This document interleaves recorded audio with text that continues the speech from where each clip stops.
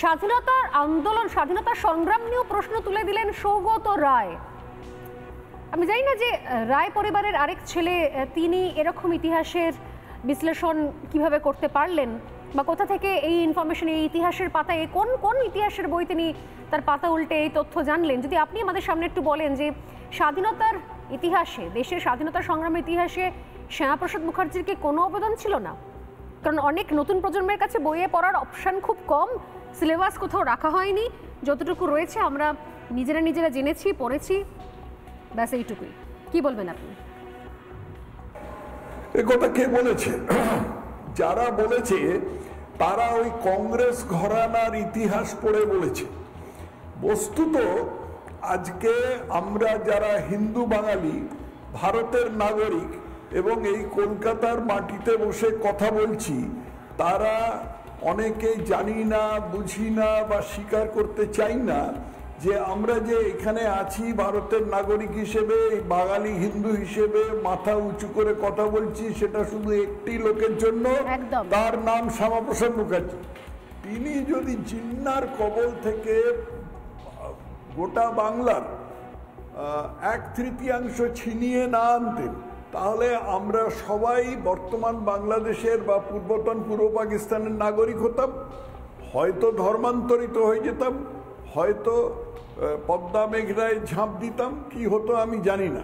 কিন্তু শ্যামাপ্রসাদ মুখার্জি ছিলেন বলে ঈশ্বরকে ধন্যবাদ, আমাদের তা করতে হয়নি এবং আমরা মাথা উঁচু করে এই বাঙালি হিন্দু হিসেবে, ভারতের নাগরিক হিসেবে এখানে বেঁচে থাকতে পারছি এবং জোর গলায় কথা বলতে পারছি।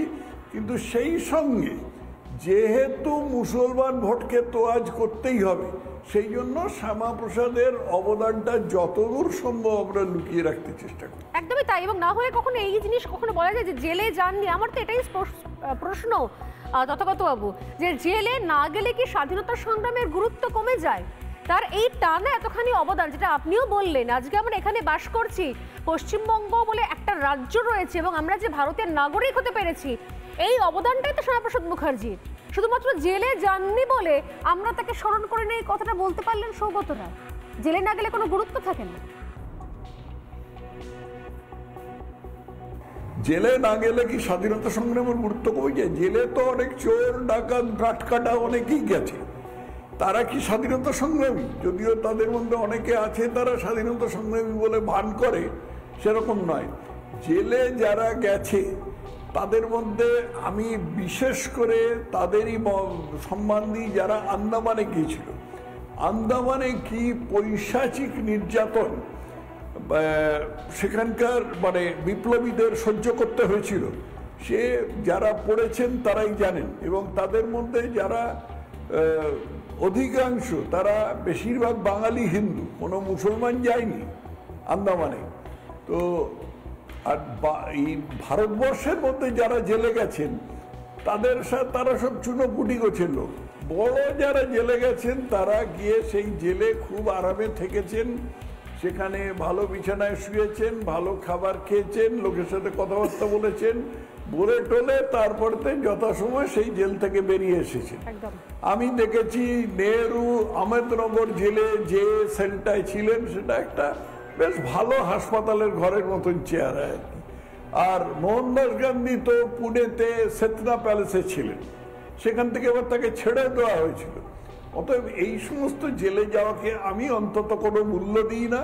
বড় কথা হচ্ছে তারা কি অ্যাচিভ করতে পেরেছেন, তারা কি শেষ পর্যন্ত জোগাড় তৈরি করতে পেরেছেন, ভারতকে উপহার দিতে পেরেছেন।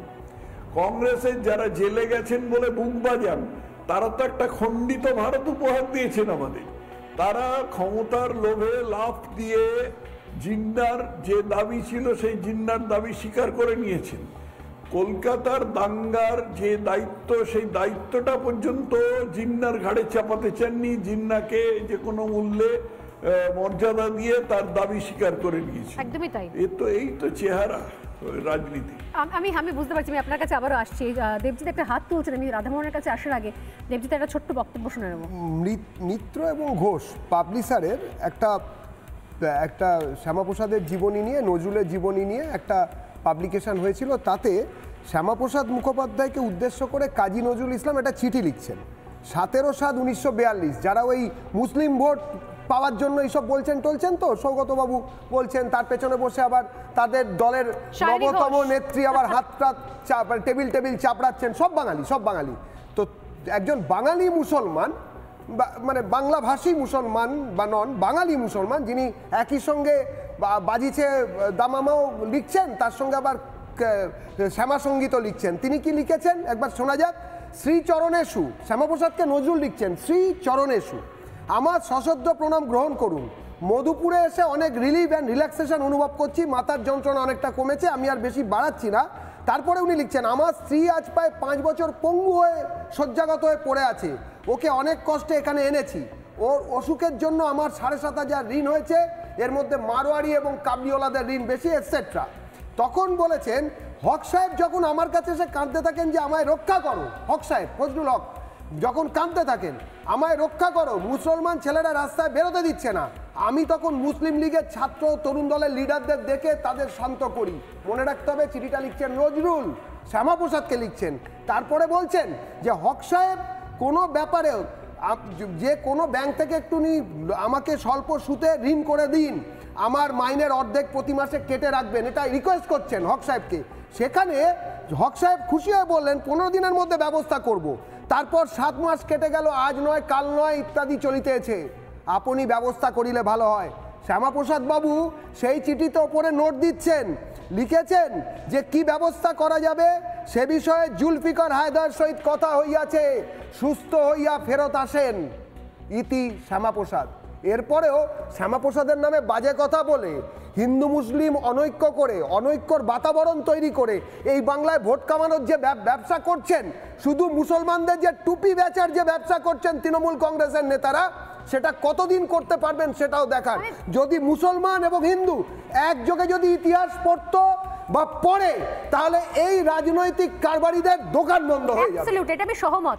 যদি এই রাজ্যের সবাইকে জাতপাত নির্বিশেষে, যদিও সেক্ষেত্রে আর সিলেবাসের কোনো বাঁধন নেই, যা ছিল পুরোনো জায়গাতে এখন আর তা নেই, কিন্তু হিন্দু মুসলিম উভয় যদি একই সিলেবাস পড়ে, একই ইতিহাস বই পড়ে, একই ইতিহাসের চ্যাপ্টারগুলো নিরপেক্ষভাবে পড়তে যে চ্যাপ্টারগুলো নিরপেক্ষভাবে লেখা হয়েছে, যদি সেগুলো সমস্ত চ্যাপ্টারগুলো সংযুক্তিকরণ হয়, তাহলে আজকে অনেক রাজনীতি কারবারির ভাতরুটি বন্ধ হয়ে যাবে। কারণ যা শ্যামাপ্রসাদ মুখার্জি করে গেছেন, আমি এখনো পর্যন্ত বলছি, নিঃসন্দেহে আলোচনায় আরও একবার উঠবে। আমি শুরুতে বলছিলাম জিষ্ণুদা এবং দেবজিৎ, যে কোন অবস্থা থেকে শ্যামাপ্রসাদ মুখার্জি রুখে দাঁড়িয়ে বলেছিলেন যে যদি ভারত ভাগই হয় আর যদি পাঞ্জাবও ভাগ হয়, তাহলে বাংলাও ভাগ হবে, গোটা বাংলা আসাম পাকিস্তানে যাবে না। গর্ব করে বলার জায়গায় ছিলেন শ্যামাপ্রসাদ যে ওরা ভারত ভাগ করেছে আর শ্যামাপ্রসাদ মুখার্জি পাকিস্তান ভাগ করে দিয়েছিলেন। পাকিস্তানে যায়নি পুরো বাংলাটা। আমরা আজও পশ্চিমবঙ্গে দাঁড়িয়ে আছি, পশ্চিমবঙ্গ বলে একটা রাজ্যে দাঁড়িয়ে আছি, এখানে বসে আলোচনাগুলো করছি, ভারতের নাগরিক শুধুমাত্র এই মানুষটার জন্য, শ্যামাপ্রসাদ মুখার্জি যার নাম। এই এতগুলো কথা বলছেন সৌগত রায় এতদিনে বাংলাদেশের নাগরিক থাকতেন, হয়তো চিন্ময় কৃষ্ণ প্রভুর মতো হিন্দুদের নিয়ে কথা বললে অন্য কোথাও যেতে হতো, বা সেখানে হয়তো তিনি উনি হয়তো লবি চেঞ্জ করে এতদিনে হয়তো সৌগত হক হয়ে যেতেন কোথাও, বিশ্বাস নেই। আর তার সঙ্গে বসে আছেন কে? কল্যাণ বন্দ্যোপাধ্যায়, বসে আছেন জুন মালিয়া, বসে আছেন সায়নী ঘোষ। এরা সমস্বরে টেবিল চাপড়ে তারা সাপোর্ট করলেন। আমি জানি না যে আসলে কি ইতিহাসকে সমর্থন করছেন, যাদেরকে পাঠানো হয়েছে তৃণমূল কংগ্রেস, যাদেরকে দায়িত্ব নিয়ে সংসদে পাঠিয়েছেন। এই ব্রিফিংটি দলের তরফ থেকে নাকি ওখানে গিয়ে যা খুশি তাই বলে দেওয়া যায়? রাধামোহন বাবু কোনটা? দেখুন, আমি একটা কথা বলি যে এটা তো দুই দাদা ভাই লড়াই, এদিকে তথাগতদা আছে, ওইদিকে স্বগতদা আছে, এটা বলেনি, একটু বলে নিতে দিন আমাকে। ডক্টর শ্যামাপ্রসাদ মুখার্জি ইনি কে? ইনি হচ্ছেন যে ফাউন্ডার অফ জনসংঘ, ঠিক আছে? এখন হচ্ছে ভারতীয় জনতা পার্টি। ভারতীয় জনতা পার্টি ইনি তো, এরা তো নিজেই শ্যামাপ্রসাদ মুখার্জিকে সম্মানটা দেয় না। কেন দেয় না একটু বলতে দেবেন, লাফালাফি করবেন না। কারণটা হচ্ছে, দেখুন, আমরা কিন্তু শ্যামাপ্রসাদ মুখার্জি সাহেবের কিন্তু আমরা আইডিওলজি মানি না, বিকজ আমরা মানি যে আমরা এই বাংলাটা হচ্ছে একটা সেকুলার স্টেট। ইভেন আমাদের কনস্টিটিউশনও বলছে একটা সেকুলার ওয়ার্ড আছে, আমরা কনস্টিটিউশনকে মানি। কিন্তু হ্যাঁ, কনস্টিটিউশনে আছে সেকুলার ওয়ার্ড। এটা শ্যামাপ্রসাদ মুখার্জির নিজের কথা বলা, এক নিশান এক প্রধান এক বিধান, তো আমরা ওই বিধানটাকে মানি, যে বিধানটা কনস্টিটিউশন অফ ইন্ডিয়া, যেটা ওনার সঙ্গে। এবার আমাকে বলে নিতে দিন, একটু বলে নিতে দিন আপনি। শ্যামাপ্রসাদ মুখার্জি এখন বিজেপি অত বড় কথা বললো, কিন্তু সর্দার বল্লভভাই পটেলের 597 মানে 597 ফিট স্ট্যাচু করেছে, ওয়ার্ল্ড সব থেকে বড় স্ট্যাচু।